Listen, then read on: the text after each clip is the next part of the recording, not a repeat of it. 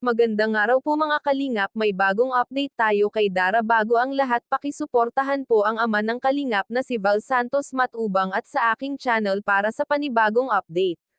Maraming umaabang sa paggawa ng bahay ni Dara at bagamat kailan lamang ay nag-ribbon cutting na ito at nabuo na ito sa tulong ng kalingap.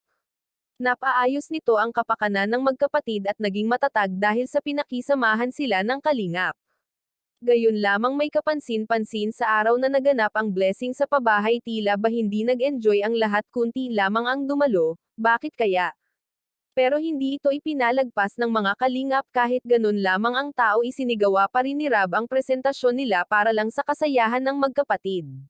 Kung mapapansin natin kabago-bago sa ating paningin na dalawa lamang silang magkapatid na nakaupo sa unahan, kung titingnan natin, na may kulang at mukhang ang lungkot dahil karamihan sa nakikita natin o nakasanayan nating nasa tabi ng anak ang mga magulang, subalit sila Dara ay walang katabi.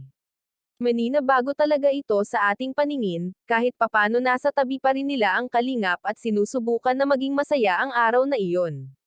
Bagamat di dumalo ang iba, napakasayang araw na iyon kay Dara dahil sa kanyang bagong bahay at tuluyan na rin magbabago ang kanyang buhay at nakadepende naman sa kanya kung babaguhin niya ang kanyang pag-uugali, wag naman sana.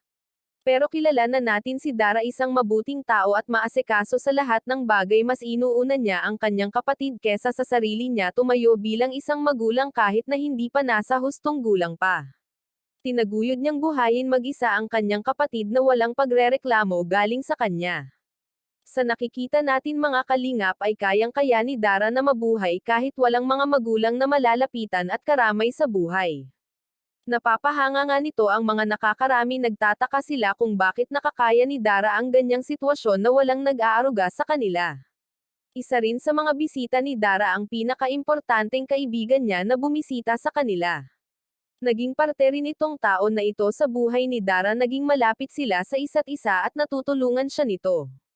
Hindi si Dara binigo ng isang kaibigan dahil sa pagdalo niya sa bahay ni Dara. Habang nagsasalita si Dara ay naging emosyonal ang kanyang kalooban na tila ba ay iiyak na dahil sa mga natatamasa niyang blessing sa araw-araw. Maraming salamat po, pakisuportahan po Kalingap Rab channel at sa aking YouTube channel. Please like, share, subscribe and comment ng inyong mga opinyon. Thank you and God bless.